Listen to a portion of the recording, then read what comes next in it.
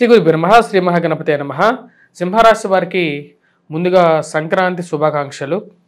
రాబోతున్నటువంటి సంక్రాంతి, ఎందుకంటే మీకు రాష్ట్రాధిపతి అయినటువంటి రవి అనుకూలమైనటువంటి ఫలితాలు ఇవ్వాలని చెప్పేసి, ఎందుకంటే రవి యొక్క సంచారమే ఈ యొక్క సంక్రాంతి అన్నమాట.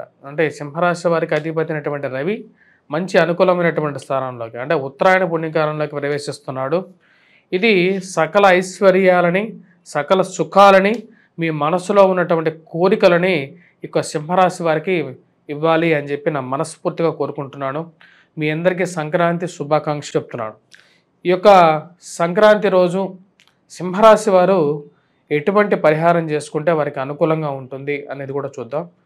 అసలు సంక్రాంతి అంటేనే సూర్యుడి యొక్క గమనంలో ఉత్తరాయణం నుంచి, అంటే దక్షిణాయన కాలంలో కంప్లీట్ చేసుకొని ఉత్తరాయణ పుణ్యకాలంలోకి ప్రవేశిస్తున్నటువంటి రవి యొక్క గమనాన్ని బట్టేసేసి సంక్రాంతి అనేది నిర్ణయించబడుతుంది. అంటే జనవరి 14వ తారీఖున ఉత్తరాయణ పుణ్యకాలంలోకి ప్రవేశిస్తున్నాడు. ఇక దినం రోజు సింహరాశి వారు ఏదైనా సరే కొత్తగా ఇంటికి వచ్చినటువంటి బియ్యంతో చేసినటువంటి పొంగలి సూర్యనారాయణుడికి నివేదన పెట్టగలిగితే అది పరిపూర్ణమైనటువంటి ఫలితాలు ఇవ్వగలుగుతుంది. ఈరోజు ప్రతి ఒక్కరూ తలస్నానం చేయాలి. ఇంటిని శుభ్రపరుచుకున్న తర్వాత శరీర శుభ్రతం చేసుకోవాలి. శరీర శుభ్రం ఎలా చేసుకోవాలి అంటే, శాస్త్రంలో ఏం చెప్పారంటే నువ్వుల నూనెతో ఎందుకు చేసుకోవాలి అంటే, నువ్వుల నూనె చాలా బంకగా ఉంటుంది. ఆ శరీరంతో మనకి ఎప్పుడైతే అది వాడతామో శరీరంలో ఉన్నటువంటి మలినం, అంటే మట్టి ఏదైతే ఉందో, నార్మల్గా సోప్తో డిటర్జెంట్తో మనం ఎప్పుడైతే బాడీని వాష్ చేసుకుంటామో అప్పుడు అది మలినం అనేది సరిగా రాదు బయటికి. అప్పుడు కాకపోతే ఎప్పుడైతే నువ్వుల నూనె బంకలాగా ఉంటుంది కాబట్టి దాన్ని ఎక్కువసార్లు కడిగితే అప్పుడు ఏంటంటే శరీరంలో ఉన్నటువంటి మలినం కూడా బయటికి వెళ్ళిపోతుంది. మరియు దాని తర్వాత ఇంట్లో దీపారాధన కార్యక్రమం, దాని తర్వాత నివేదన కార్యక్రమం చేయాలి. పూజించాల్సినటువంటి దేవుడు వచ్చేటప్పటికి సూర్యుడినే పూజించాలి. ఈరోజు నారాయణ స్వరూపమైనటువంటి సూర్యుడిని ఎలా పూజించాలి అంటే, సూర్యుడు తెల్లవారనే ఉదయిస్తాడు.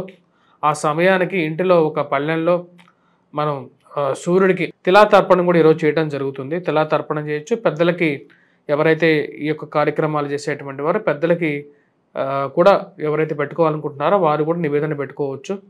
మరి వాటితో పాటు నివేదన చేయాలి. ముందు ఫస్ట్ సూర్యుడికి నమస్కారం చేసి ఈరోజు భోగి పళ్ళు పోయటం, సూర్యుడికి నిలవైనటువంటి చిక్కుళ్ళు మరియు అదేవిధంగా వాటితో పాటు ఈ యొక్క ఏవైతే రేగి పళ్ళు ఉంటాయి కదా, రేగి పళ్ళతో కానీ మనం నివేదనగా కూడా సమర్పించవచ్చు.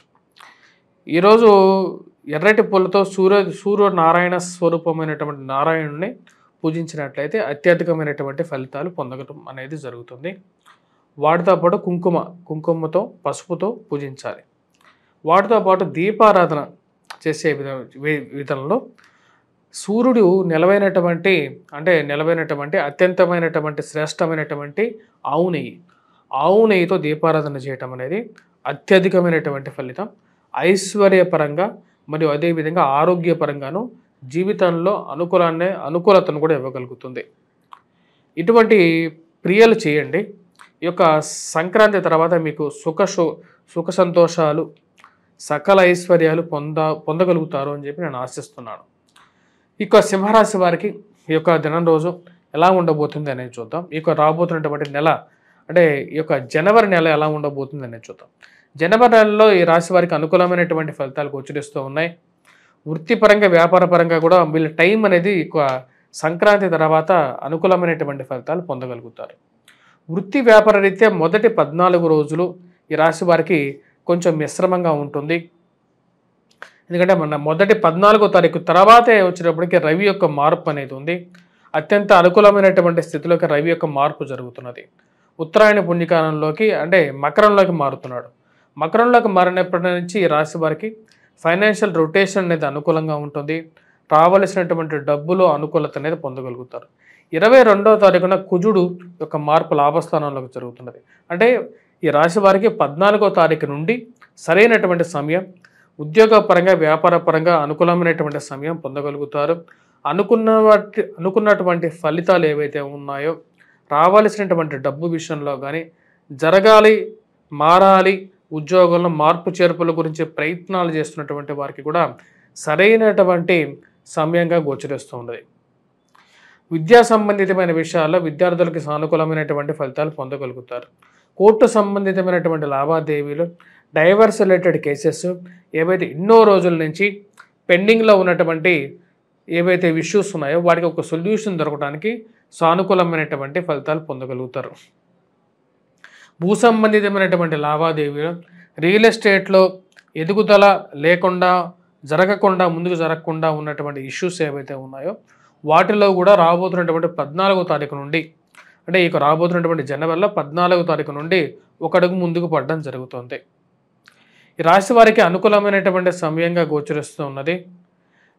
నూతన ఉద్యోగ ప్రయత్నాలతో పాటు గవర్నమెంట్ రిలేటెడ్ ఎగ్జామ్స్ గురించి ప్రిపేర్ అవుతున్నటువంటి వారికి కూడా సానుకూలమైనటువంటి సమయంగా గోచరిస్తూ ఉన్నది.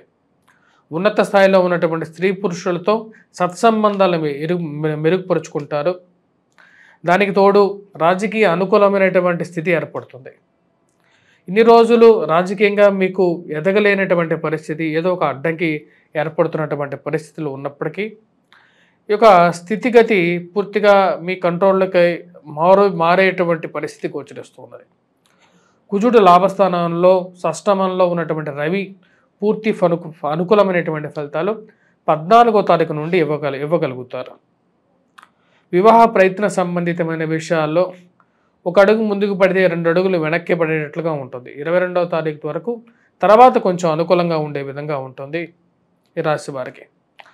ఎన్నో సంవత్సరాల నుండి భూ విషయాల్లో ఎవరికి దక్కకుండా, ఎవరు అనుభవించకుండా ఉన్నటువంటి ఆస్తుల్లో ఇటువంటి మూమెంటు లేనటువంటి కొన్ని కేసుల్లో ఒక అడుగు రావటం, మధ్యవర్తి పంచాయతీలు మరియు అదేవిధంగా పోలీస్ స్టేషన్ సెటిల్మెంట్స్ చేసుకోవాలని చెప్పి నిర్ణయించుకుంటారు. దానికి ఇరుపక్షాలు ఆమోదించడం అనేది ఒక మంచి శుభపరిణామంగా భావిస్తారు. ఈ రాశిలో ఉన్నటువంటి సానుకూలమైనటువంటి ఫలితాలు గోచరిస్తూ ఉన్నాయి. వివాహ ప్రయత్న సంబంధితమైన విషయాల్లో సానుకూలపడే విధంగా గోచరిస్తూ ఉంది. నెల చివరిలో ముఖ్యంగా రొటేషన్ విషయాల్లో ఎక్కువగా సానుకూలపడే విధంగా ఉంది.